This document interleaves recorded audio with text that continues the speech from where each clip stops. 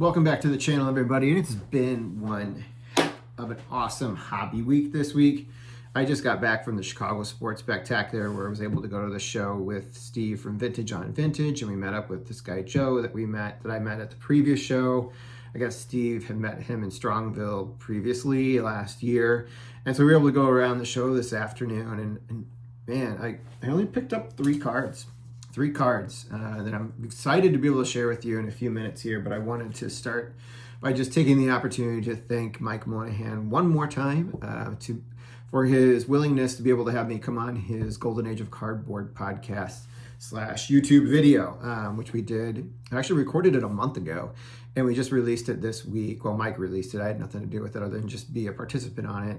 And I've just been kind of really humbled and really kind of really appreciate all the comments that have been coming my way, either through sometimes people reached out to me to Instagram that didn't know me previously to let me know.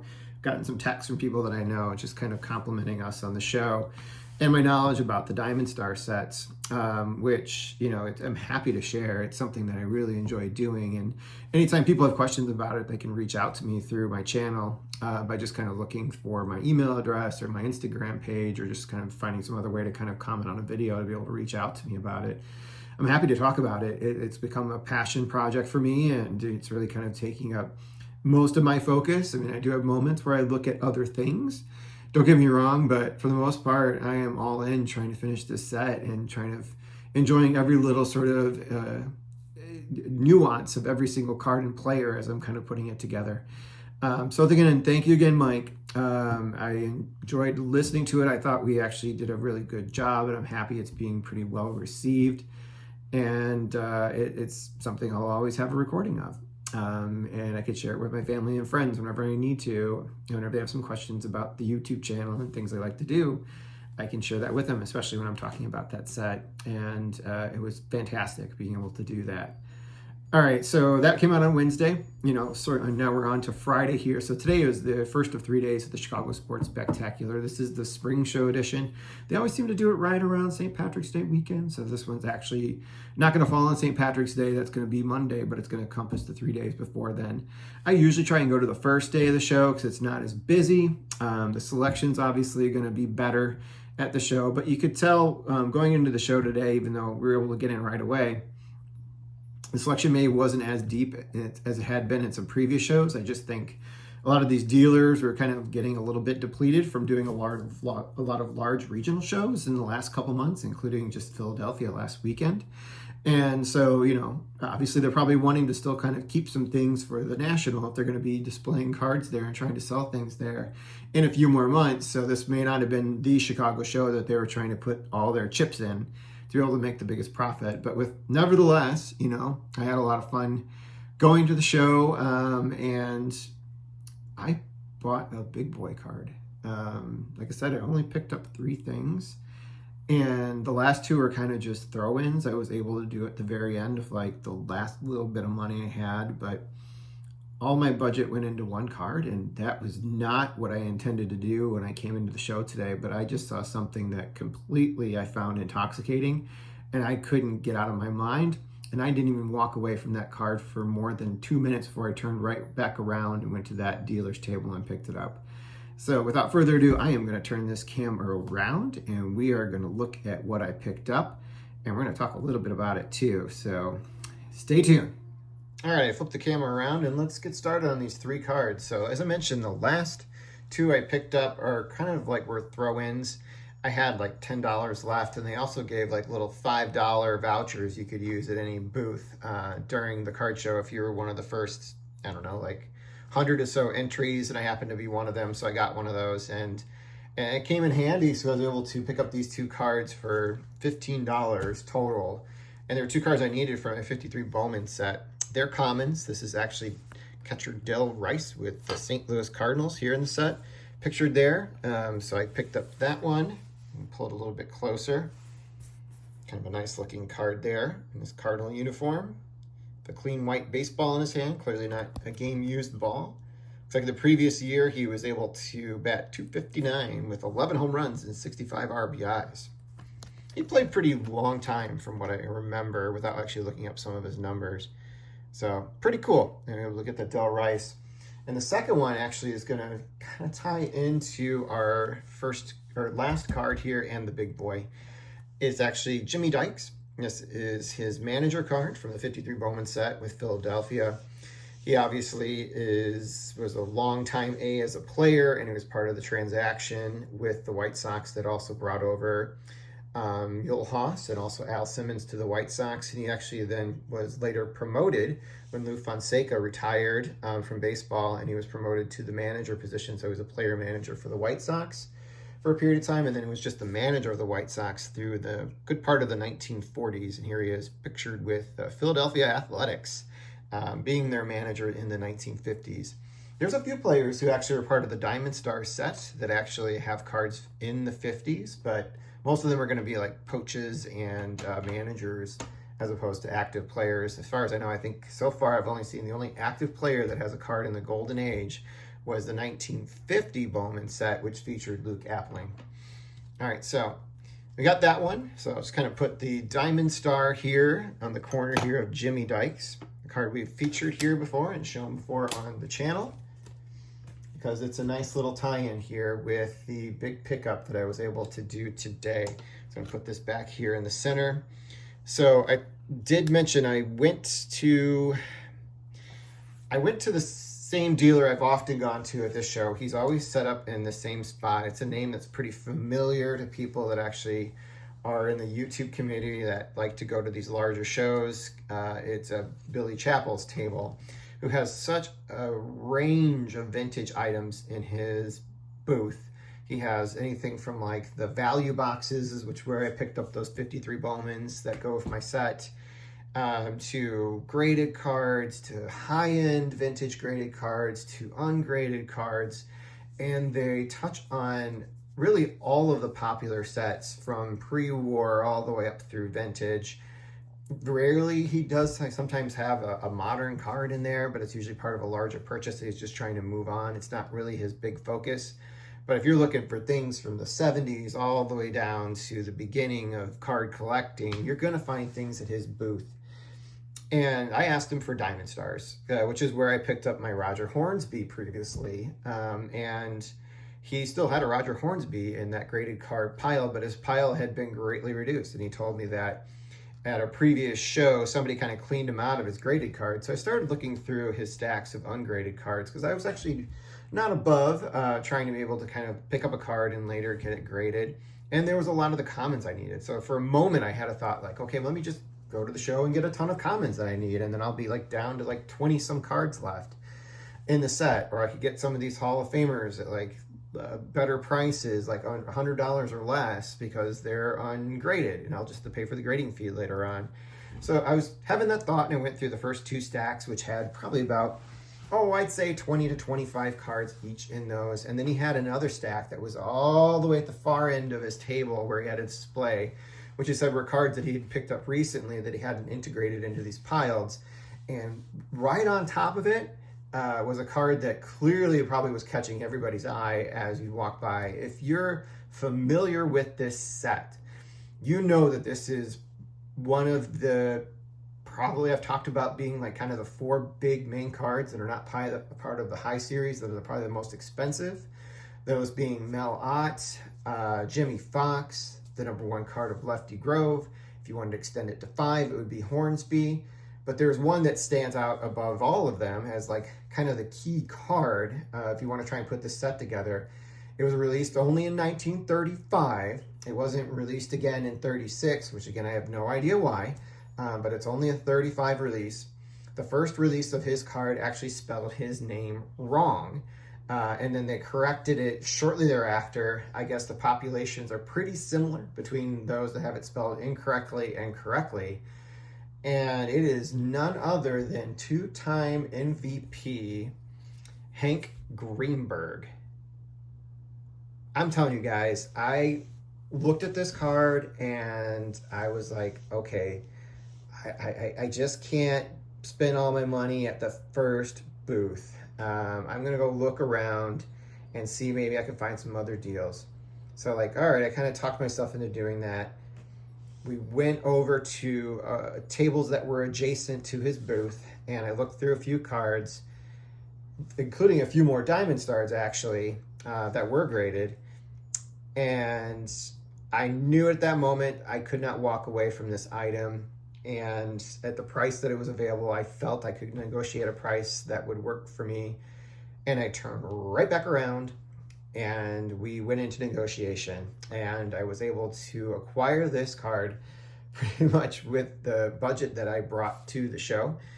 And as you can see, it is far from flawless. There is paper loss right here. So I don't know what happened with the card there, but for the most part, it is as centered as it's going to come for most Diamond Star cards. Yes, it's got a little bit more of a bottom than it does the top there, but it's kind of within the limits that I see of other cards that have centering for this set. I did look it over with a loop eventually, and there's some scratching on the surface, so there's not perfect registration, if you will, but it's kind of only picked up with the microscope. Nothing that's going to really deter it from displaying. And I just executed on it, and it was a kind of a relief when I did it. I feel like I landed a big fish, and I didn't let it go, and I didn't let my mind talk me out of this baseball card. And it is fantastic, man. What's also pretty cool about this card in particular is in 1934, he went to the World Series, so it talks about that at the back of the card, but he also hit 339 during the season, hit like 321 in the World Series, if I'm not mistaken. But what was kind of interesting is in 1935, he was the American League MVP. That is pretty cool. He hit, during that season, 328, had 36 home runs, and had a staggering 168 RBIs, which is actually not his career high. It's tied for 9th best of all time with Babe Ruth of 168 RBIs. So you would think, oh my God, this guy must have like a huge WAR, right? Well, this was during the era where offense was exploding, and he didn't. Actually, the guy that had the highest WAR finished second in the MVP voting that year with a 10.6 WAR. Greenberg got a 7.5.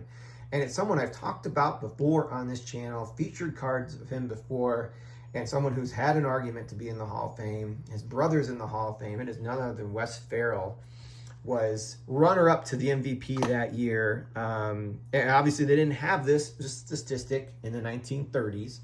But looking back at it now, when you kind of look back at it in hindsight, you might reconsider, how you want to rank these things if you just went on WAR alone. So he's one of your WAR leaders for the 1935 season over Hank Greenberg. And shout out to Shane Shoebox Legends, who's trying to get the WAR leader cards for like each and every year. Well, you have to get that Wes Farrell, Shane, when you're going to get back to the 1930s. You're going to have to get that one over to Hank Greenberg, and you're probably going to be happy you don't have to spend the price that you do to be able to obtain the Hank Greenberg to do so. So that was the 35 season, and that was cool because it's his MVP season, and this is a card that was produced in 1935. Fantastic. He won the MVP again in 1940 with Detroit. He hit, that season, he hit 340, had 41 home runs, 150 RBIs, had 50 doubles. I forgot to mention, in 34, he had 63 doubles. So this guy could just hit in that Tiger Stadium into those long, cavernous alleys with that center field fence that went back for miles. He just kind of sprayed that ball all over the ballpark. And he was the MVP that season. And it's kind of interesting, too, that he was also not the WAR leader that year. He had a 6.8 WAR, and actually the guy who actually led in WAR was another pitcher. It was Bob Feller, actually, was your WAR leader in 1940 that season, which I thought was kind of interesting, too. But, man, like, some amazing numbers, nevertheless. So, obviously, Hank Greenberg, his career was cut short because of World War II. His career WAR was 55.5, but please don't overlook that he missed 3 full seasons, and he only played in 19 games in 1941. So he missed a good majority of 3.5 years. 41, I think, was due to injury because that was prior to the war, but he missed 3 years for sure. And in 1945, he was only able to come back for 78 games, and he returned right to the diamond, and he was completely out of shape. But was able to help the team win the World Series that year. He was able to get back in time to be on the World Series roster, and they ended up beating the Chicago Cubs that year in 1945. He had a nice little final send-off season in Detroit in 1946, where he had 44 home runs and 127 RBIs. Nuts. And then they just moved him on to Pittsburgh after that, where he shortly retired thereafter. But I did want to mention one more thing. In 1937, he drove in 184 RBIs. 184 RBIs, which is unheard of in today's game. And that was good enough for second best all-time in the American League and third best all-time period. Trailing only Hack Wilson, who had 191 in 1930, and Lou Gehrig in 1931, who had 185. He appeared twice in the top 10 of all-time single-season RBI leaders. He shares that distinction with Jimmy Fox, who also did it twice, but Lou Gehrig did it 3 times. Man, like, crazy numbers that were being put up there in the 1930s. In fact, the only guy that did not do this during the 1930s season that's in the top 10, actually 2. Babe Ruth tied Greenberg in 1921. He had 168. That record was later eclipsed by his own teammate, Lou Gehrig, in 1927, and all the other ones were done in the 1930s. So that really was a year of huge offense, a decade of huge offense during that particular time in baseball. And I do have intentions of submitting this card in for grading, and I'm not expecting it to get a huge score because of the paper loss that you do see on this card. The Greenberg card, especially with it spelled correctly, I was just kind of looking at the PSA registry. The corrected spelled version of this card, there's 76 cards that have been submitted. The incorrect one, Greenberg, was 76. The corrected one has 388. So the spelling is going to be a little bit more rare for the misspelled card. And then over at SGC, we're looking at the Greenberg. It looks like the Air has a total of 50 that have been submitted, and there's 205 for those that were corrected. I have the corrected one, obviously, and that's totally fine. And at some point, I'll get it submitted in along with some other things that I'm hoping to be able to kind of get graded soon. But wow, what a show. If you get a chance to get out there this weekend, it has pretty much the same setup that you've seen at previous Chicago Sports Spectacular. In the past, there's a good range of modern and vintage, unopened products, autographs. There's going to be a ton of people signing autographs over the next couple days, mostly basketball players and football players and hockey players. But man, it's always a great event to go to. I really enjoy it. I was looking forward to going to this for months after I went to the last show and had, Diamond Stars on my mind. And man, I still can't believe I walked in there and out of there with this card today. So that is it. I know it's a little bit of a longer video because I just kind of rambled about Hank Greenberg, but I think he deserves it, man. This is the coolest card in the set, and I'll do a player profile on him later and talk more about his career, pre-career, time during the war, and his post-playing career too, where actually has a tie-in with the White Sox too for a period of time after his playing career was over. And we'll talk a little bit more about that. And you guys have a great rest of your weekend. I hope if you're in the area, you can get out to the card show. At the very least, enjoy the weather we're having here in the Midwest. It's been pretty fun at this point because it's really warming up pretty quickly after we've had a pretty cold winter. All right, guys, have a wonderful rest of your evening and weekend.